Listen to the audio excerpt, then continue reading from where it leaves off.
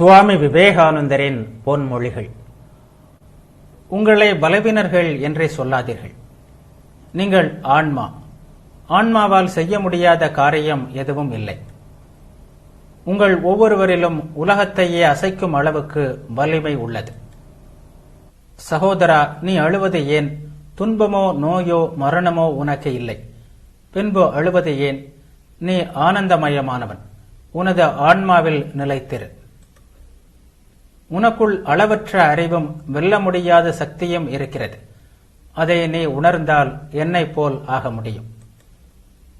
வேதாந்தத்தை உணராமல் கிறிஸ்தவர்கள் கூட புதிய ஏற்பாட்டை புரிந்து கொள்ள முடியாது. எல்லா மதங்களுக்கும் ஆக்கப்பூர்வமான விளக்கம் தருவது வேதாந்தமே. புன்னகையின் வழியாகவும் அழுகையின் வழியாகவும் நாம் பல பாடங்களை கற்றுக்கொண்டே இருக்கிறோம். அனுபவம் ஒன்றுதான் மிக சிறந்த ஆசிரியர். பகை, பொறாமை, கோபம் இவற்றை நீ வெளியிட்டால் அவை வட்டியும் முதலுமாக உன்னிடமே திரும்பி வரும். ஆகவே மிக கவனமாக இரு.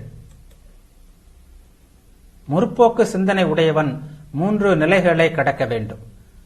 அவனை முதலில் ஏளனம் செய்வார்கள், பிறகு எதிர்ப்பார்கள், கடைசியாக ஏற்றுக்கொள்வார்கள். வாழ்க்கையின் நோக்கம் இறைவனை நேருக்கு நேராக காண்பது. இந்த நிலையை அடைந்தவர்களே மற்றவர்களுக்கு உபதேசிக்க முடியும். கொள்கைகள், கோட்பாடுகள், கோவில்கள், சர்ச்சுகள் இவற்றை பற்றி கவலைப்பட வேண்டாம். ஒவ்வொருவருக்குள்ளும் இருக்கும் இறைவனுடன் ஒப்பிடும்போது அவைகள் ஒன்றுமே இல்லை. மனத்தை ஒருமுகப்படுத்தும் ஆற்றல் வளர வளர அதிக அறிவை பெறலாம். நாம் எப்படி இருக்க வேண்டும் என்று விரும்புகிறோமோ அப்படி நம்மை மாற்றிக்கொள்ள வேண்டிய பொறுப்பும் அதற்கான சக்தியும் நம்மிடமே உள்ளது. விதி என்றால் என்ன? அது எங்கே இருக்கிறது? நேற்று நாம் செய்த செயல்களின் பலனை இன்று அனுபவிக்கிறோம். நமது விதிக்கு நாமே காரணம். எல்லையற்ற எதிர்காலம் உன்முன் பறந்து விரிந்திருக்கிறது. ஆகவே நடந்து முடிந்ததை நினைத்து வருந்தாதே. என்னால் இயலாது, என்னால் முடியாது என்று ஒருபோதும் சொல்லாதே. உன்னால் முடியாத காரியம் எதுவும் இல்லை. நீங்களா பாவிகள்? உங்களை அவ்வாறு அழைப்பதுதான் பாவம். மனிதர்களை பாவிகள் என்று அழைப்பது மனித இயல்பின் மீது சுமத்தப்படும் பழிச்சொல்லாகும். 1000 முறை நீ தோல்வி அடைந்தாலும் அதை பற்றி கவலைப்படாதே.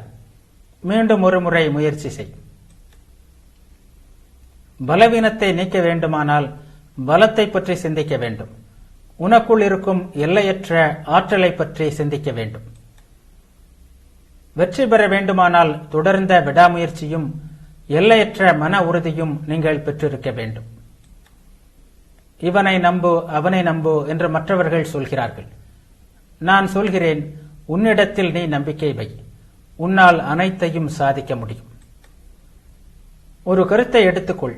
அந்த கருத்தையே உன் வாழ்வின் மையமாக்கு. அந்த ஒரு கருத்தை ஒட்டியே வாழ்ந்து வா. அதை பற்றியே கனவு காண். வெற்றிக்கு இதுதான் வழி.